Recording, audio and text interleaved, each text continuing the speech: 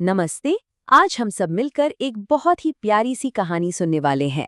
कहानी का नाम है दो गौरैया और ये खूबसूरत कहानी हमें बताई है रश्मि विश्वास जी ने, जो पीएम श्री केंद्रीय विद्यालय मासीमपुर से हैं। तो क्या सब तैयार हैं? चलिए फिर शुरू करते हैं ये कहानी। तो कहानी की शुरुआत होती है मेरे घर से। देखिए, हमारे घर में वैसे तो हम बस 3 ही लोग रहते हैं, मेरी माँ, मेरे पिताजी और मैं। लेकिन मेरे पिताजी को मजाक में कुछ और ही लगता है।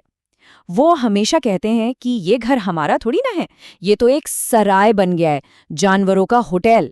उनका कहना है कि असली मालिक तो कोई और ही है और हम तो यहाँ बस मेहमान बनकर रह रहे हैं। अब पिताजी ऐसा क्यों कहते हैं भला? चलिए, मैं मिलवाती हूँ हमारे घर के उन खास मेहमानों से, जिनकी वजह से हमारा घर इतना अनोखा है।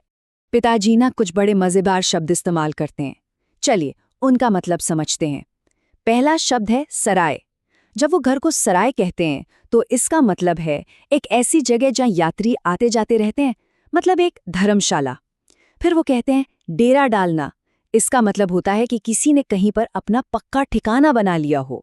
और जब वो कहते हैं कानों के पर्दे फट जाना, तो इसका सीधा सा मतलब है कि भाई बहुत ही ज्यादा शोर हो रहा है।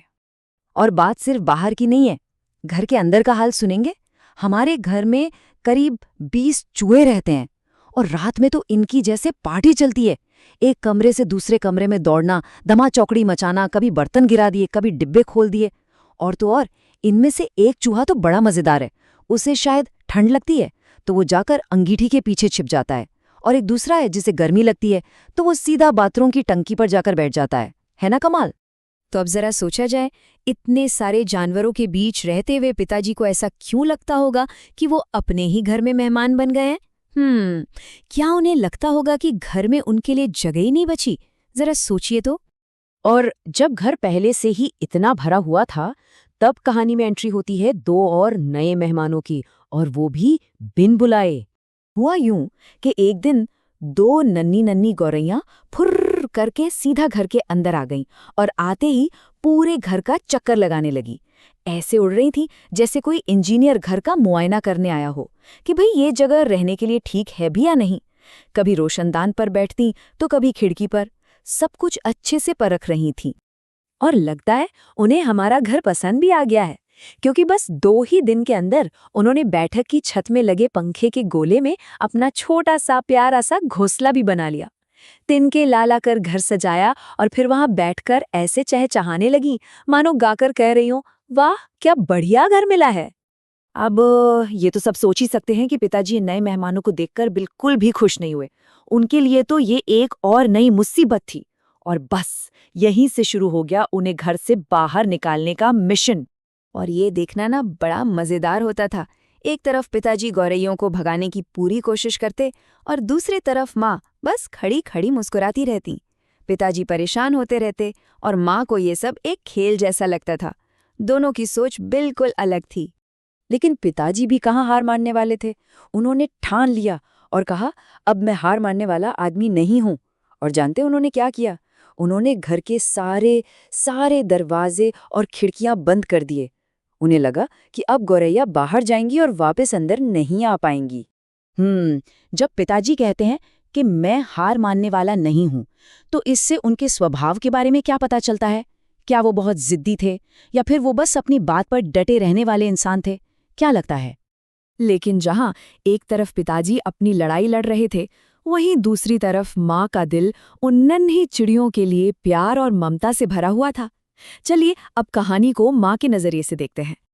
तो माँ पिताजी के पास गईं और बड़े ही प्यार से उन्हें समझाया। उन्होंने कहा, सुनिए जी, इन चिड़ियों को मत निकालिए। ऐसा लगता है कि अब तो इन्होंने अंडे भी दे दिए होंगे। और एक बार चिड़िया अंडे दे दे तो वो अपना घोंसला छोड़कर कहीं नहीं जाती। माँ के इन शब्दों में जो भावना थी उसे कहते हैं ममता। ममता यानी वो प्यार, वो स्नेह जो किसी भी माँ को अपनी संतान के लिए या किसी भी छोटे और बेजुबान जीव के लिए महसूस होता है। माँ के लिए वो गौरैया सिर्फ पंछी नहीं थी, बल्कि एक परिवार थी जो अपने नन्हे बच्चों को दुनिया में लाने की तैयारी कर रही थी। और पता है फिर क्या हुआ? माँ की इन बातों ने जैसे कोई जादू सा कर दिया। पिताजी का जो इतना गुस्सा था वो धीरे धीरे पिघलने लगा और कहानी ने एक बहुत ही खूबसूरत मोड़ ले लिया। कुछ ही दिनों के बाद घोंसले से नन्ही नन्ही चींची की आवाजें आने लगीं।